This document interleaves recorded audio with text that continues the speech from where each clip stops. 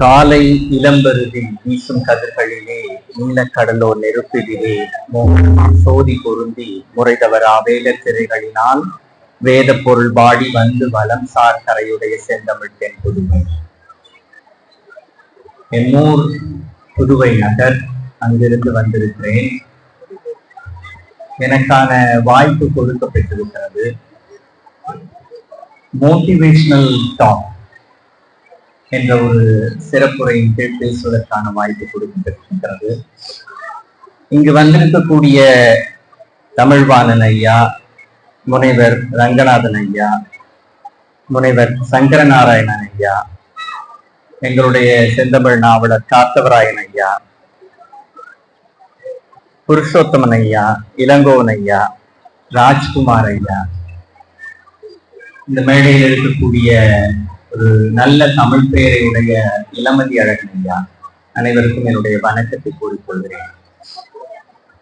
மேலும் இந்த பள்ளியில் தங்களுடைய பிள்ளைகளை படிக்க வைத்து அவர்களுடைய எதிர்காலத்தை கனவு கொண்டு கொண்டிருக்கின்ற பெற்றோர்களுக்கும், இவ்வூரின் எனக்கு மிக நெருக்கமான தொடர்புடைய குமார் என்று அழைக்கப்படுகின்ற கருணாகரன் ஐயா மற்றும் இவ்வூரிலேயே குடிபெயர்ந்து இங்கேயே நிலைத்து விட்டிருக்கக்கூடிய எங்கள் ஊருக்கு அருகில் வாழ்ந்த அப்துல் மாலிக் ஐயா மற்றும் இங்க இருக்கக்கூடிய அனைத்து நண்பர்களுக்கும் என்னுடைய வணக்கத்தை தெரியப்படுத்திக் கொள்கிறேன். பொதுவாக மோட்டிவேஷனல் டாக் என்றால் எந்த வகையான குறிப்பும் இல்லாமல் ஏறத்தாழ ஒரு 10-15 மணி நேரத்திற்கு என்னால் பேச முடியும். அப்படிப்பட்ட செய்திகள் என்னிடம் கிடக்கின்றன. இயல்பாக ஒரு சினிமா கூத்தாடியை விடவும் தொலைக்காட்சிகளில் நீங்கள் பார்த்து கொண்டிருக்கின்ற ஏராளமான பேச்சாளர்களை விடவும் பல்லாயிரக்கணக்கான செய்திகளை உங்கள் முன் வாரி இறைத்துவிட்டு செல்ல முடியும் என்னால். அடிப்படையாக நான் கல்வியூடகமாகவே திகழக்கூடிய ஒரு நிலையில் கடந்த ஒரு 15 ஆண்டுகளாக என்னை நானே இறுக்கி பூட்டிக் கொண்டு பல வகையிலும் என்னுடைய மன எழுச்சிகளை எல்லாம் கட்டுப்படுத்திக் கொண்டுதான் என்னுடைய வாழ்க்கை வாழ்ந்து கொண்டிருக்கிறேன். எனவே மோட்டிவேஷனல் என்பது என்னுடைய உணர்வோடு கலந்த ஒரு செயற்பாடாகவே நான் கொண்டிருக்கிறேன். இங்கு சத்தமிட்டுக் கொண்டிருக்கின்ற மேல் தளத்தில் சத்தமிட்டுக் கொண்டிருக்கின்ற பிள்ளைகளை காட்டிலும் என்னுடைய பள்ளி காலத்தில் மிக மிக அதிகமாக சத்தம் போட்டவன் என்ற முறையில் மிக மிக அட்டகாசத்திற்குரிய ஒரு சிறுவனாக இருந்து இன்று உங்கள் முன் கல்வி சார்ந்த ஒரு ஊக்க பேச்சை அளிப்பதற்காக வந்திருக்கிறேன். இயல்பாக எனக்கு முன்னால் பேசி அமர்ந்திருக்கின்ற அறிஞர் பெருமக்கள் எல்லாம் பல வகையான நல்ல செய்திகளை எல்லாம் சொல்லிவிட்டு சென்றார்கள். அதில் நகைச்சுவையும் இருக்கிறது, அறிவு சார்ந்த பெரிய ஊக்கமான செய்திகளும் இருக்கிறது. நம்முடைய காத்தவராயன் ஐயா பேசும் பொழுது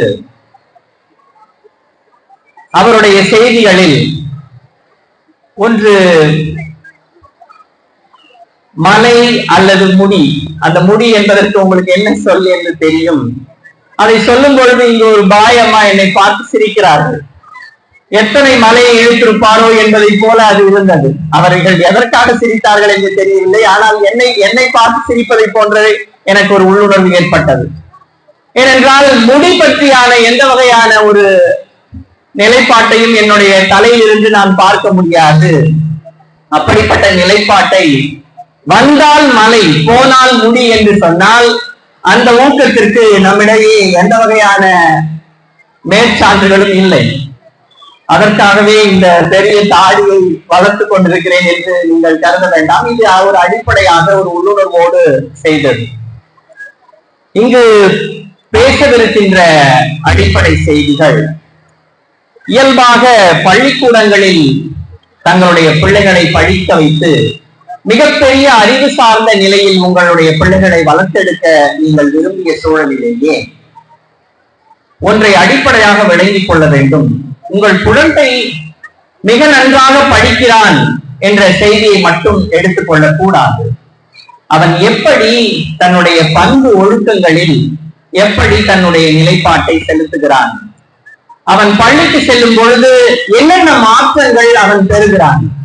ஒரு பள்ளி என்பது அவனுடைய கல்விக்கான இடம் மட்டுமல்ல, அவனுடைய எதிர்கால வாழ்க்கைக்கான ஒரு கட்டமைப்பை உருவாக்குவதற்கான ஒரு மிகச்சிறந்த இடம். அவன் எப்படி மற்றவர்களோடு பழகுகிறான், மற்றவர்களோடு எப்படி பேசுகிறான் என்பதையெல்லாம் அடிப்படையாக வைத்தே பள்ளிக்கூடங்கள் செயல்படுகின்றன. இயல்பாக மிகச்சிறந்த கல்வி கற்ற பலருடைய வாழ்க்கை எதிர்காலத்தில் மிக சிக்கலான நிலையும் அடைகிறது, நாம் எடுத்துக்கொள்ள வேண்டும். எனவே அவர்களுடைய வாழ்க்கையை மிக நுணுக்கமாக நீங்கள் கவனிக்க வேண்டும். அவர்கள் பள்ளிக்கு செல்வதால் மட்டுமே அவர்கள் மிகச்சிறந்த உயர்ந்த நிலையை அடைந்துவிட முடியாது. பெற்றோர்களுடைய கண்காணிப்பு மிக முதன்மையானது. பெற்றோர்கள் அவர்களுடைய அன்றாட வாழ்க்கையை மிக நுணுக்கமாக கவனிக்க வேண்டும். இயல்பாக பள்ளி பருவத்தில் மிக ஆர்வமாக, இப்பொழுது இங்கு அமைதியாக அமர்ந்திருக்க வேண்டும். ஒரு வகுப்பறையில் ஆசிரியர் இருக்கும் பொழுது பிள்ளைகளுடைய நடவடிக்கை ஒரு மாதிரி இருக்கும். ஆசிரியர் வெளியேறிவிட்ட பிறகு மாணவர்களுடைய நடவடிக்கை வேறு மாதிரி இருக்கும். அப்படி வேறுபட்ட நிலை அடையக்கூடிய ஒவ்வொரு குழந்தையும் தன்னுடைய அறிவு நிலையில் மிக மேலோங்கி இருக்கிறது என்றே சொல்ல வேண்டும். அமைதியாக இருக்கக்கூடிய குழந்தை அறிவு நிலையில் தாழ்த்தப்பட்டு கிடக்கிறது என்றுதான் நாம் எடுத்துக்கொள்ள வேண்டும். எந்த ஒரு குழந்தை மிக வேகமாக மிக சுறுசுறுப்பாக செயல்படுகிறதோ அந்த குழந்தை தான் அறிவு நிலையில் மிக அதிகமான ஒரு நிலைப்பாட்டை அடைவதற்குரிய அனைத்து செயல்பாடுகளையும் கொண்டது. இயல்பாக இங்கு பேசிக் கொண்டிருக்கும் பொழுதே சில குழந்தைகள் அங்கு ஒரு சறுக்கலில் விளையாடி கொண்டிருப்பதை நாம் பார்க்க முடியும். இதிலெல்லாம் எந்த வகையான நாட்டத்தையும் செலுத்தாமல் பேசுவது யார், பேசக்கூடிய செய்தி என்ன என்பதை எல்லாம் தாண்டி அவர்களுடைய அறிவு ஈடுபாடு விளையாட்டுகளில் செலுத்தப்படுகிறது. ஒரு பள்ளியினுடைய அறிவு நிலைப்பாட்டில் அதிகப்படியான செயல்பாடுகள் விளையாட்டினூடாக இருக்க வேண்டும் என்று நாம் மிக நுணுக்கமாக கவனம் செலுத்த வேண்டியிருக்கிறது. எதிர்காலம் உடல்நிலையில் மிகப்பெரிய சிக்கல்களை குழந்தைகளுக்கு தொடர்ந்து வகுப்பறைகளில் அமர்ந்து கொண்டே இருப்பது, அறிவு நிலைகளை பெறுவது மட்டுமே குழந்தைகளுடைய எதிர்காலம் இல்லை. அவர்களுக்கு நிறைய விளையாட்டுகள், அறிவு சார்ந்த விளையாட்டுகள், அறிவு சாராத உடல் விளையாட்டுகள் என்றவையெல்லாம் குழந்தைகளுக்கு கொடுக்க வேண்டும். அப்படி கொடுப்பதற்கான வாய்ப்புகள் எதிர்காலத்துக்குரிய கல்வி நிலை சூழல்களில் குறைவாக இருப்பதனால் பெற்றோர்களும் அதில் கவனம் செலுத்த வேண்டும். அவர்களுடைய அன்றாட ஒவ்வொரு நடவடிக்கைகளையும் கவனிக்கும் பொழுதே அவர்கள் விளையாடுகிறார்களா, எப்படி பழகிறார்கள் என்பதையெல்லாம் கருத்தில் எடுத்துக் கொள்ள வேண்டும். இயல்பாக நம்முடைய பழைய இலக்கியங்கள் பல வகையான செய்திகளையும் நமக்கு கொடுத்துவிட்டு சென்றிருக்கிறது. அதில் 3 வகையான மாணவர் நிலையை நம்முடைய நன்னூல் அழகாக சொல்கிறது. 3 வகையாக மாணவர்களுடைய நிலையை பிரித்து காட்டுகிறது. அதில் ஒன்று தலைமாணாக்கன், அதாவது ஃபர்ஸ்ட் கிரேட் ஸ்டூடெண்ட். இயல்பாகவே first rank, second rank, third rank என்று எடுத்துவிட்டால் அந்த 3 மாணவர்கள் தான் வகுப்பில் மிகச்சிறந்தவர்களா என்று கேட்டால் இல்லை. வகுப்பில் கடைசியாக மதிப்பெண் எடுக்கக்கூடிய, தோல்வி அடையக்கூடியவனை எதிர்காலத்தில் மிக விரைவாக வெகுண்டெழுந்து படித்து பெரிய நிலையை அடைய முடியும். யார் ஒருவன் மிக தாழ்ந்த நிலையில் இருக்கிறானோ அவன் மீதுதான் ஆசிரியர்கள் மிக அதிகமான கவனத்தை செலுத்த வேண்டும் என்பது கல்வியினுடைய அடிப்படை கோட்பாடாக இருக்கிறது. கல்வியில் அவனுடைய ஊக்கம் குறைபடுமானால் அவனுக்கு ஊக்கத்தை கொடுப்பதிலேயே கல்வி முறைகளினுடைய மிக அழுத்தமான செயல்பாடு இருக்க வேண்டும். இதில் நன்னூலில் 3 வகையான மாணாக்கர் நிலைகளை சொல்லுகிறது. உங்களுடைய பிள்ளைகளும் இந்த வரிசைக்குள் அடங்குவார்கள். நீங்கள் அதை கவனம் எடுத்து கேட்டுக்கொள்ள வேண்டும். தலைமாணாக்கன், இடைமாணாக்கன், கடைமாணாக்கன் என்று ஒரு 1200 ஆண்டுகளுக்கு முன்பாக, ஆங்கிலம் உருவாவதற்கு ஒரு 600-700 ஆண்டுகளுக்கு முன்பாகவே நம்முடைய தமிழ் இலக்கியங்களில் இப்படி ஒரு பதிவு செய்தி இருக்கிறது. இந்த செய்தி, அன்னமாவே மண்ணொரு கிளியே இல்லி குடம் ஆடெருமை நெய்யரி அண்ணர் தலை இடை கடைமாணாக்கர். மனதில் நிறுத்திக் கொள்ளுங்கள். அன்னமாவே, அன்னம் என்பது அன்னப்பறவை. அன்னப்பறவை என்பது ஒரு கற்பனை பறவை என்று இப்பொழுதைய ஆய்வாளர்கள் சொல்கிறார்கள். அதில் பாலையும் தண்ணீரையும் கலந்து வைத்தால் அது பாலையும் தண்ணீரையும் பிரித்து விடும் என்ற ஒரு அடிப்படையான நம்பக்கூடிய ஒரு செய்தி அந்த அன்னப்பறவையை ஒட்டி இருக்கிறது. பசு, அன்னமும் ஆவும் முதல் தலைமாணாக்கனுக்கு, அதாவது முதல் மாணாக்கன் ஃபர்ஸ்ட் கிரேட் ஸ்டூடெண்ட்டுக்கு எடுத்துக்காட்டாக நன்னூலில் சொல்லப்பெறுகிறது. என்ன செய்யும்? மாடு என்ன செய்யும்? தனக்கு மேய்ச்சலுக்கு கிடைத்த அனைத்து செய்திகளையும் எடுத்துக்கொள்ளும். தனியாக ஒரு இடத்தில் அமர்ந்து அதற்கு 4 இறைப்பைகள் இருக்கின்றன. அதற்கு அபோமேசம் என்று ஆங்கிலத்தில் பெயர். அந்த அபோமேசம் என்ற அந்த 4வது இறைப்பையில் வைத்திருக்கின்ற உணவை எல்லாம் அடுத்தடுத்து செரிமானப்படுத்தி அது தன்னுடைய குருதியோடு கலத்துக் கொள்ளும். அன்னம் ஆவே என்பது முதல் நிலை. தலைமாணாக்கனுக்குரிய 2 செய்திகள் சொல்லப்பெறுகிறது. அன்னம் என்ன செய்யும்? ஆசிரியன் சொல்லக்கூடிய செய்திகளை எல்லாம் உள்வாங்கி அவன் எதையெல்லாம் நல்லதாக சொன்னானோ அதை மட்டும் பிரித்து, பாலை மட்டும் பிரித்து கொடுக்கக்கூடிய அன்னப்பறவையை போல இந்த தலைமாணாக்கன் செய்வான் என்ற 2 நிலைகளை நன்னூல் நமக்கு தெரிவிக்கிறது. இதற்கு அடுத்ததாக இடைமாணாக்கன் என்பவன் எப்படி இருப்பான்?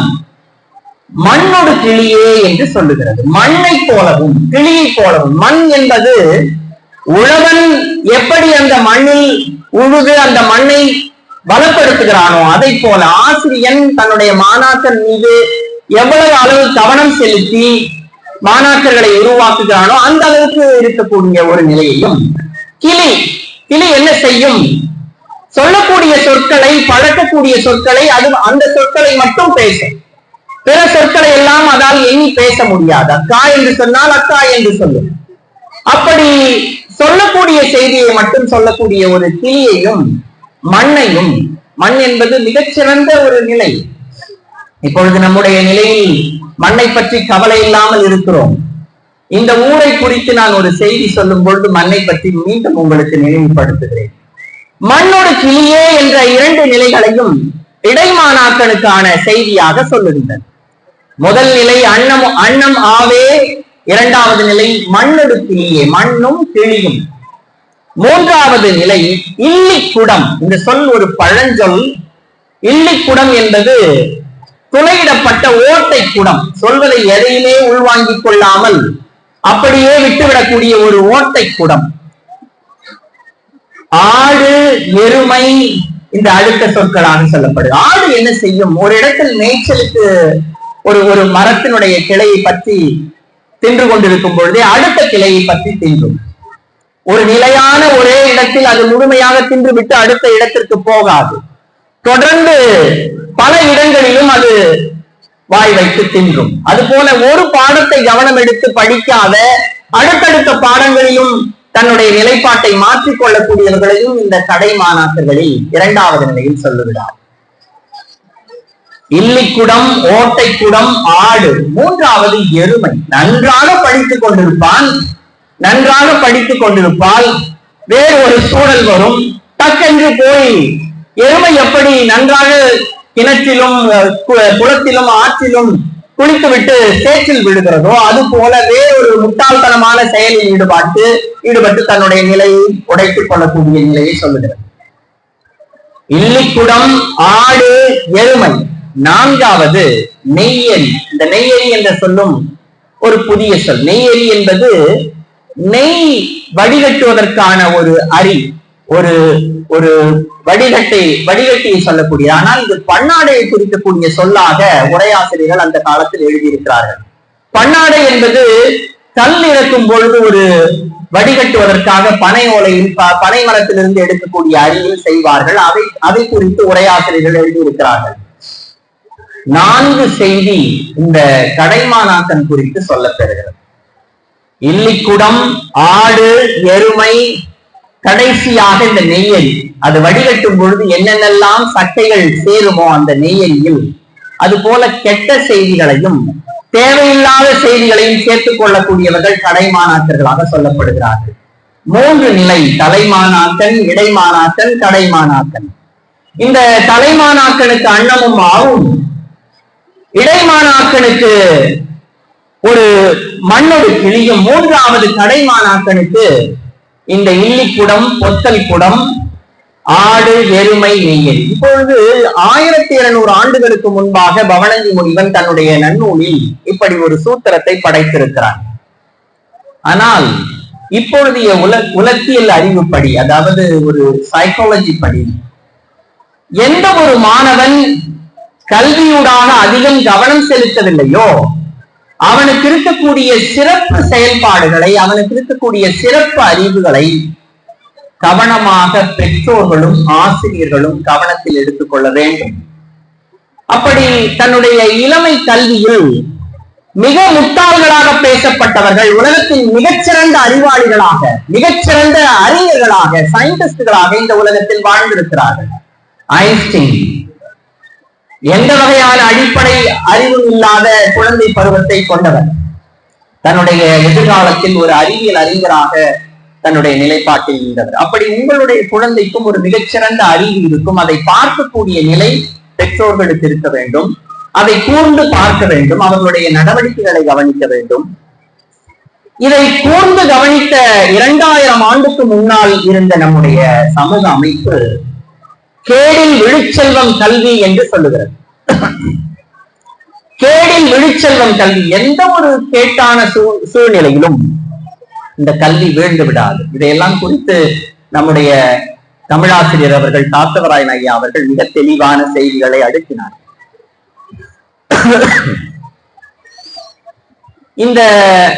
இந்த 3 நிலைப்பாடுகளில் உள்ள மாணவர்கள் தான் நமக்கு எல்லா நிலைகளும் இருப்பார்கள். இவர்களை எல்லாம் நீங்கள் பலப்படுத்த வேண்டுமானால் பிள்ளைகளோடு நிறைய நீங்கள் பேச வேண்டும். குழந்தைகளுடைய பாடங்களை பற்றி நீங்கள் பேச வேண்டும். என்ன பாடம் உனக்கு பிடிக்கிறது, என்ன பாடம் உனக்கு சரியாக வரவில்லை, அவர்களை உடனே ஒரு தனிப்பயிற்சியில் போடுவது மட்டுமில்லை பெற்றோர்களுடைய கடமை. அவர்களை மேலும் மேலும் ஆசிரியர்களிடம் குறை கூறுவது மட்டுமில்லை பெற்றோர்களுடைய கடமை. என்ன உனக்கு வேண்டும், காலையில் 4 மணிக்கு எழ பழகிக்கொள், இரவு நெடுநேரம் படிப்பதற்கும் பழகிக்கொள், என்ன உணவுகளை எல்லாம் அவர்களுக்கு கொடுக்க வேண்டும் என்பதிலும் நீங்கள் கவனம் செலுத்த வேண்டும். அவர்களுக்கு விரும்பிய உணவுகளை எல்லாம் கொடுத்து விடக்கூடாது. விரும்பிய வாழ்க்கை முறைகள் எல்லாம் நீங்கள் பழக்கப்படுத்தி விடக்கூடாது. எதிர்காலம் மிக மிக சிக்கலான செய்திகளை அவர்களுக்கு காட்டும். எல்லா வகையான உடல் நோய்களையும் அவர்கள் பெற்றுவிடக்கூடிய ஒரு மிக கொடிய சூழ்நிலையை உணவு பண்டங்கள் இந்த காலத்தில் வைத்திருக்கின்றன. நாமும் அதைத்தான் உட்கொண்டு கொண்டிருக்கிறோம். அதனால் மிக எச்சரிக்கையாக அவர்களுடைய வாழ்க்கையை கட்டமைப்பதற்கு பெற்றோர்களாகிய நீங்கள் உங்களுடைய ஆசிரியரிடம் மட்டும் உங்களுடைய செய்திகளை சொல்லாமல் நீங்களும் தனித்த கவனத்தை எடுத்துக் கொள்ள வேண்டும். நான் இந்த மண்ணோடு கிளியே என்ற அந்த இடைநிலை மாணாக்கர்களை சொல்லும் பொழுது, மண் அதை நன்றாக வளப்படுத்தினால் அது எப்படி வளமான மண்ணாக இருக்குமோ அப்படி இடைமாணாக்கருக்கு சொல்லக்கூடிய செய்தி, உங்கள் ஊர் மண், இந்த சஞ்சீவி நகர் என்ற மண் மிக அருமையாக பெற்றிருந்த கால காட்சியை நாம் பாவேந்தர் பாரதிதாசனுடைய சஞ்சீவி பர்வதத்தினுடைய சாரல் என்ற ஒரு காப்பியத்தில் 1930 எழுதப்பட்ட காப்பியத்தில் ஒரு அழகான முன்னொட்டு காட்சி இருக்கிறது. எனக்கு இந்த ஊரை குறித்து மிக நீண்ட காலமாக ஒரு கேள்வி இருந்து கொண்டே இருக்கும். எதற்காக இந்த ஊருக்கு சஞ்சீவி நகர் என்று பெயர் வைத்திருக்க கூடும், எதற்காக இப்படி பெயர் வைத்திருப்பார்கள்? அதற்கான காரணம் தனித்து ஆய்வுக்குட்படுத்தப்பட வேண்டியது. இந்த காட்சியை நீங்கள் மனத்தில் நிறுத்திக் கொள்ள வேண்டும். குயில் கூவிக்கொண்டிருக்கும், இங்கு குயிலார் பாளையம் என்று, குயில் ஆர்க்கக்கூடிய, குயில் ஒழிக்கக்கூடிய பாளையம் என்று இங்கிருந்து ஒரு சிலகள் தொலைவில் இருப்பதை நீங்கள் பார்த்துக் கொண்டிருக்க முடியும். குயில் கூவிக்கொண்டிருக்கும், கோலம் மிகுந்த மயில் ஆடிக்கொண்டிருக்கும். பறவைகள் மிகச்சிறந்த பறவைகளாக பேசப்படக்கூடியவை இந்த குயிலும் மயிலும். குயில் தன்னுடைய குரலால் மிகச்சிறந்த நிலைப்பாட்டை கொடுக்கக்கூடியது. மயில் தன்னுடைய தோகை விரிப்பினால், தன்னுடைய அழகால் மிகச்சிறந்த ஒரு நிலைப்பாட்டை கொடுக்கக்கூடியது. இந்த 2 பறவைகளையும் முன்னிறுத்தி சொல்கிறார். குயில் கூவிக்கொண்டிருக்கும், கோலம் மிகுந்த மயில் ஆடிக்கொண்டிருக்கும். இந்த 3வது செய்திகளிலிருந்து உங்களுடைய ஊர், அதாவது நம்முடைய பழமையான ஊர்கள் அனைத்துமே இப்படித்தான் இருந்தன என்ற செய்தியை நீங்கள் மனத்தில் போட்டுக் கொள்ள வேண்டும். வாசமுடைய நற்காற்று குளிர்ந்தடிக்கும். வாசமுடைய, நீங்கள் ஒரு 30 ஆண்டுகளுக்கு முன்பாக அல்லது 20 ஆண்டுகளுக்கு முன்பாக நம் ஊருடைய மனமே ஒரு தனித்த மனமாக மண் மனத்தை காட்டக்கூடும். ஒரு வேளாண்மை சார்ந்த மனமாகவும் ஒரு இயற்கை சார்ந்த மனமாகவும் இருக்கும். இந்த 3வது வரி தொடங்கி நீங்கள் உங்கள் குழந்தைகளுக்கு உங்களுடைய பழங்கதைகளை சொல்ல வேண்டும். வாசமுடைய நற்காற்று குளிர்ந்தடிக்கும், கண்ணாடி போன்ற நீர் ஊற்றுகள் உண்டு. கிணறுகளிலும் குளங்களிலும் ஆறுகளிலும் ஏரிகளிலும் நம் நல்ல தண்ணீரை பார்த்திருக்கிறோம், குடித்திருக்கிறோம். இந்த நிலையையும் அவர் 4வதாக சொல்கிறார். கனிமரங்கள் மிக்க உண்டு. அப்பொழுது நிறைய மாந்தோப்புகள் இருந்தன, வாழைத்தோப்புகள் இருந்தன. பல வகையான கனிமரங்கள் வீட்டுக்கு வீட்டுக்கு இருக்கும். பலர் அந்த கனிகளை பறித்து கொடுப்பார்கள். நாமும் தெரியாமலும் பறித்து சாப்பிட்டு இருக்கிறோம். அந்த சூழல்கள் எல்லாம் மாறிக்கொண்டிருக்கிறது. பூக்கள் மணங்கமழும். பூக்கள் தோறும் சென்று தேனீக்கள் இருந்தபடி இன்னிசை பாடி கழிக்கும். தேனீக்கள் இயற்கையாகவே தேன் கூண்டுகளை அமைத்து இருக்கும். இந்த காட்சிகளை எல்லாம் சொல்லக்கூடிய முதல் பகுதி, அதாவது சஞ்சீவி பர்வதத்தின் சாரல் என்ற அவருடைய காப்பியத்தில் இந்த நிலம் பற்றியான செய்தியை அடுக்குகிறார்.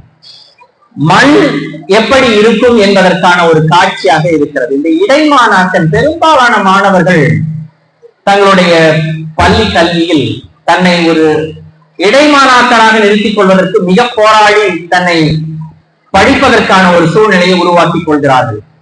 அவர்களுக்காகவே இந்த காட்சியை சொல்கின்றேன். அப்படி இருந்த ஒரு காலம் இருக்கிறது. இப்பொழுதும் அப்படி ஒரு காலத்தை உருவாக்குவதற்காக நீங்கள் அதிகமாக படிக்க வேண்டும்.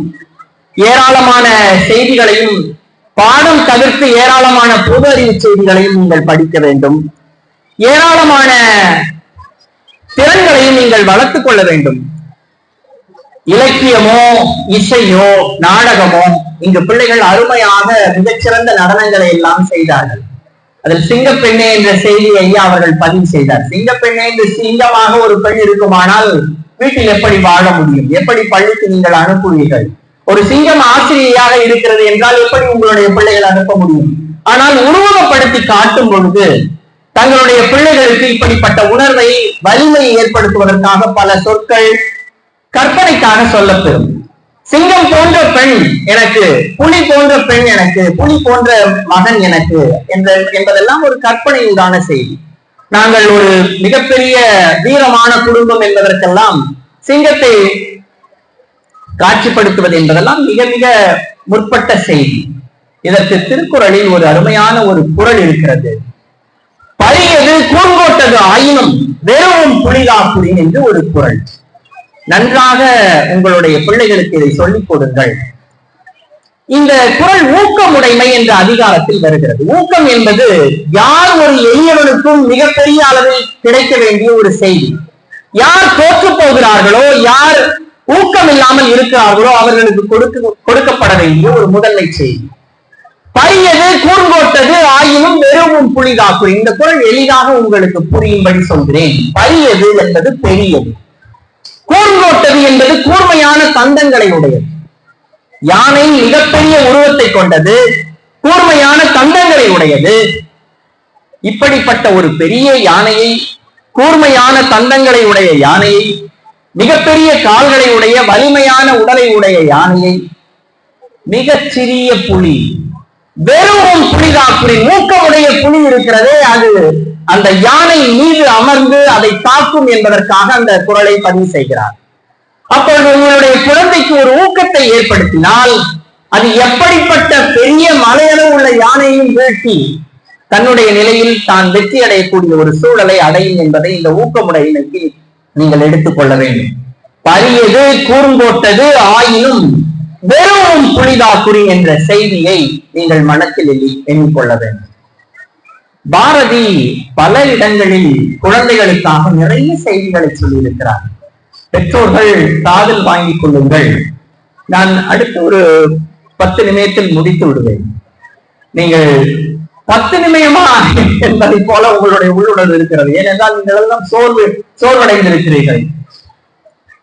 பாரதி பல நிலைகளில் பல செய்திகளோடு குழந்தைகளுக்கு சொல்லக்கூடிய செய்தியை குழந்தை பாடல்களிலேயே அருமையான கருத்துக்களை எல்லாம் செய்திருக்கிறார். அதில் ஓடி விளையாடு பாப்பா என்ற ஒரு பாட்டை நீங்கள் படித்திருக்க முடியும். உங்களுடைய குழந்தைகளுக்கும் சொல்லிக் கொடுத்திருக்க முடியும். அதில் அருமையான செய்திகள் வரும். அதில் ஒவ்வொரு வரியும் அருமையான வரிகள். அந்த வரிகளை பொருள் உணர்ந்து தங்களுடைய பிள்ளைகளுக்கு சொல்லிக் கொடுக்கக்கூடிய ஆசிரியர்களும் நமக்கு வாய்க்க வேண்டும். ஒரு எடுத்துக்காட்டுக்காக நாம் இந்த செய்தியை எடுத்துக் கொள்வோமே ஆனால்,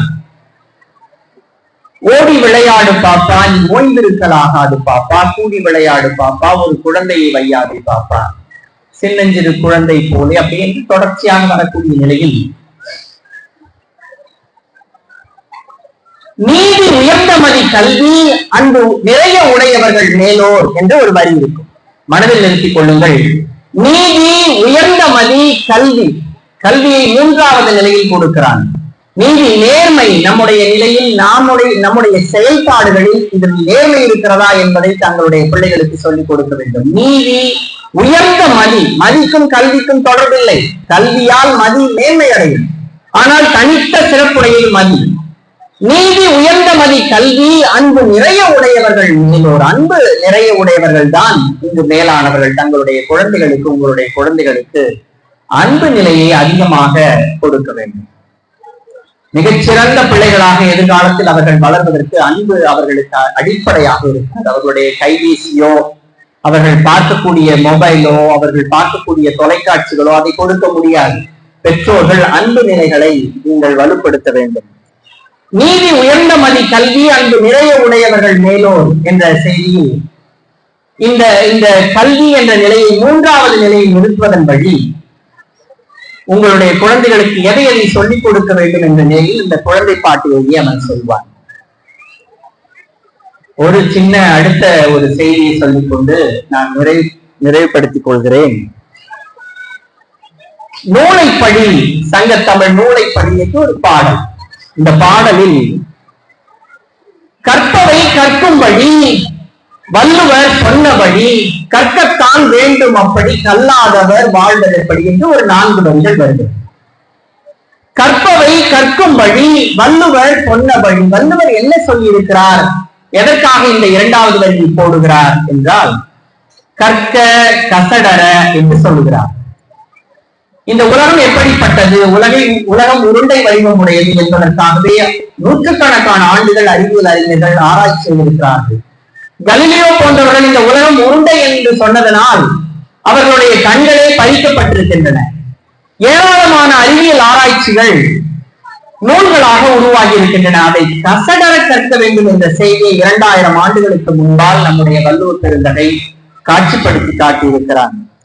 கற்கத்தான் வேண்டும், அப்படி கல்லாதவர் வாழ்வதெப்படி என்ற செய்தியை சொல்கிறார். இதில் திருக்குறள் தொடர்பான செய்திகளை எல்லாம் உங்களுடைய குழந்தைகளுக்கு சொல்லிக் கொடுக்க வேண்டும். ஆசிரியர்களும் ஒவ்வொரு நிலையிலும் திருக்குறள் தொடர்பான செய்திகளை பிள்ளைகளுக்கு சொல்லித்தர வேண்டும். இதில் கடைசி பகுதி, இந்த பாடலினுடைய கடைசி பகுதி, படிப்பு என்பது தொடர்கையில் வருந்தும்படி, படிக்கும் பொழுது மிகவும் வருத்தமாக இருக்கும், சோர்வாக இருக்கும், படிக்க முடியாது. அதனாலேயே பிள்ளைகள் தங்களுடைய நிலையிலிருந்து, படிப்பு நிலையிலிருந்து திரித்துக் கொள்வார்கள். நீங்கள் இதை சொல்லிக் கொடுக்க வேண்டும் உங்களுடைய பிள்ளைகளுக்கு. படிக்கும் பொழுது சோர்வு இருக்கும், மிக அழுத்தமான மனம் இருக்கும், வெளியில் ஓடி விளையாட வேண்டும் என்று இருக்கும், வேற ஏதாவது செயலில் ஈடுபட வேண்டும் என்று இருக்கும். அதையெல்லாம் மாற்றி தொடர்கையில் வருந்தும்படி இருப்பினும் ஊன்றிப்படி, தொடர்கையில் வருந்தும்படி இருப்பினும் ஊன்றிப்படி, அடங்கா இன்பம் மறுபடி ஆகும் என்ற ஆண்டோர் சொற்படி என்று இந்த பாடல் 4 வரிகள் கடைசியில் முடிகின்றன. நீங்கள் தொடர்ந்து உங்களை வருத்தி கொண்டு படிப்பீர்களானால் எதிர்காலம் உங்களுக்கு இன்பமாகும் என்ற செய்தியை சொல்லுகின்றார். ஏராளமான செய்திகளை உங்களுடைய குழந்தைகளுக்கு நீங்கள் பதிவு கொடுக்க வேண்டும். பெற்றோர்கள் மிக கவனமாக இருக்க வேண்டும். போதைப் பொருள்களும் சீரழிவான சூழல்களும் நம்மை சுற்றியே வலம் வந்து கொண்டிருக்கின்றன. மிக எச்சரிக்கையாக இருக்க வேண்டும். புதுச்சேரி என்றால் மிக அழகான ஊர், ஸ்மார்ட் சிட்டி என்று சொல்கிறார்கள். மிகப்பெரிய அளவில் சுற்றுலாவில் இந்த ஊருக்கு வரக்கூடியவர்கள் மது அருந்துவதற்காக வருகின்றார்கள் என்று புள்ளி விளக்கங்கள் சொல்லுகின்றன. நம்முடைய பிள்ளைகளை மிக எச்சரிக்கையாக அதனுடைய தீங்கை நீங்கள் வெளிப்படுத்தி அது எப்படியெல்லாம் வாழ்க்கையை கெடுத்துவிடும் என்பதையெல்லாம் நீங்கள் விளக்கப்படுத்த வேண்டும். ஒரு எளிய நிலையில் கதை போல சொல்ல வேண்டும். எப்படியெல்லாம் நம்முடைய குடும்பங்களில், எதிர்க்கக்கூடிய குடும்பங்களில் நடந்தன என்ற செய்திகளை சொல்ல வேண்டும். அது என்னென்ன வகையான தீங்குகளை கொடுக்கும் என்ற செய்திகளை சொல்ல வேண்டும். அது எப்படிப்பட்ட உடல்நிலை கோளாறுகளை, நமக்கு வலிகளை கொடுக்கும் என்பதை சொல்ல வேண்டும். ஒரு குடும்பத்தில் ஆண்மகன் ஒருவன் குடிக்க பழகி இருந்தால் அந்த குடும்பத்தினுடைய ஒட்டுமொத்த சூழலுமே கெட்டு போகக்கூடிய நிலையை நீங்கள் பார்க்க வேண்டியிருக்கிறது. பெற்றோர்களும் தங்களுடைய பிள்ளைகளுக்கு எடுத்துக்காட்டாக நிற்க வேண்டும். பெண்கள் மிக கவனமாக தன்னுடைய குடும்பத்தை இதில் ஒழுக்கப்படுத்திக் கொள்ள வேண்டிய நிலை இருக்கிறது. மிகச்சிறப்பான எதிர்காலத்தை அடைவதற்காக இந்த பள்ளிக்கூடம் பல வகையான முயற்சிகளை செய்கிறது. இந்த 19ஆம் ஆண்டு விழாவில் என்னை அழைத்திருப்பது என்பது எனக்கு ஒரு ஒரு தொடக்க நிலையாக நான் இதுதான் முதல் முறையாக பள்ளிக்கூடத்தில் பேசுகிறேன். இதற்கு முன்பு கல்லூரிகளிலும் பல்கலைக்கழகங்களிலும் பேசிய என்னை முதல் முறையாக பள்ளிக்கூடத்திற்கு அழைத்திருக்கிறார்கள் பேசுவதற்கு. இதற்கு முன்பு பள்ளிக்கூடங்களுக்கு ஒரு தேர்வாளராக ஒரு நடுவராக எல்லாம் சென்றிருக்கிறேன். முதல் முறையாக பள்ளிக்கூடத்தில் நான் பேசுவது இதுதான் முதல் நிலை. இந்த வித்யாஞ்சலி வித்யாலயா, வித்யா என்பது கல்வியை குறிக்கக்கூடியது. விஜயாலயாவா இந்த பள்ளியினுடைய பெயர்? விஜயாஞ்சலி வித்யாலயா. விஜயா என்பது வடமொழியில் வெற்றியை குறிக்கக்கூடிய ஒரு சொல். வித்யா என்பது கல்வியை குறிக்கக்கூடிய சொல். ஸ்ரீ என்பது திரு மேன்மை பொருந்திய என்ற ஒரு சொல். இந்த பள்ளி தன்னுடைய பெயரிலேயே பல வகையான அருமையான செய்திகளையும் அடக்கி இருக்கிறது. அப்படியே கல்வி நிலையங்களிலும் தங்களுடைய பிள்ளைகளை பழக்குகிறது. எதிர்காலத்தில் மிகப்பெரிய வளர்ச்சியை அடைந்து இந்த பள்ளி பல நிலைகளிலும் பேறு பெற வேண்டும் என்று வாழ்த்திக் கொண்டு எனக்கு வாய்ப்பளித்தமைக்கு நன்றி கூறி விடைபெறுகிறேன். வணக்கம்.